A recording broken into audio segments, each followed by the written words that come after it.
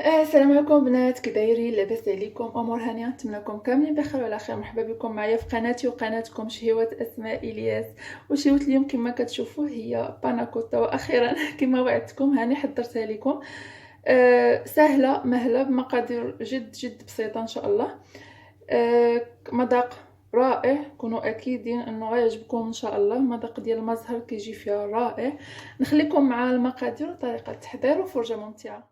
ودابا نتعرفوا على المقادير. غنحتاجو في الباناكوتا ديالنا، غنحتاجو نص لتر ديال الحليب، غنحتاجو كريم شونتيي بودر، غنحتاجو 2 معالق كبار ديال السكر سنيده، 2 معالق كبار ديال المايزينا، ومعلقه كبيره ديال المزهر.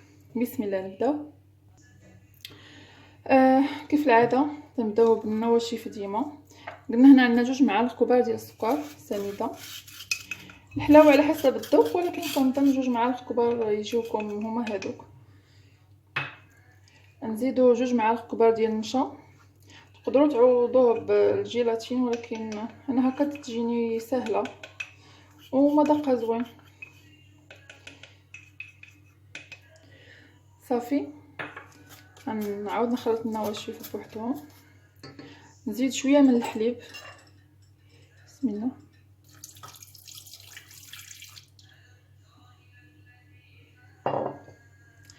غنخلطهم ونعاود نرجع معكم ان شاء الله.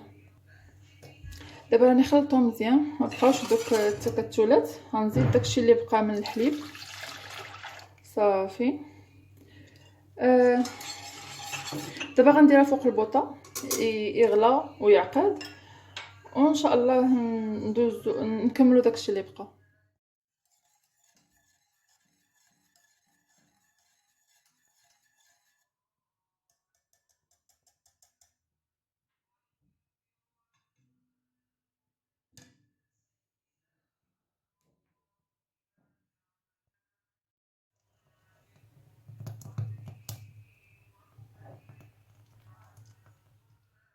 طابت لينا هذا الباناكوتا ديالنا، كنسموها المزهر.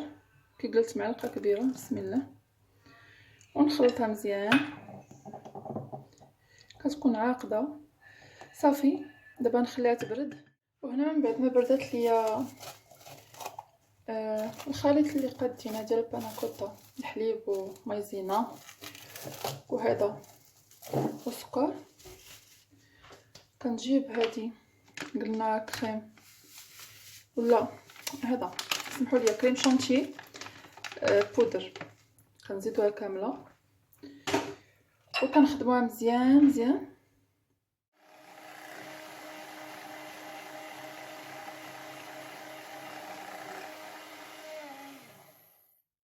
هنا دربت مزيان هذا ديالي الباناكوتا ديالي. دابا غنجيب كويسات ولا على حسب اللي بغيتو فاش تقدموا.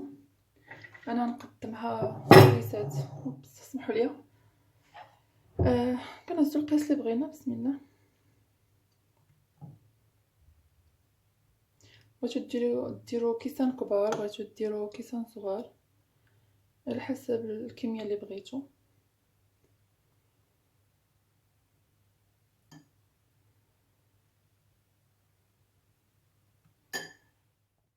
هنا من بعد ما ساليت الكويسات ديالي، انا درتهم هكا في كويسات كبار. تقدروا ديروهم في كويسات صغيورين ولا هكا في زليفات، ومن بعد فاش ديروهم في الثلاجه ويجمدوا تقدروا تقلبوهم هكا في صحن ديال التقديم على حسب اللي بغيتو.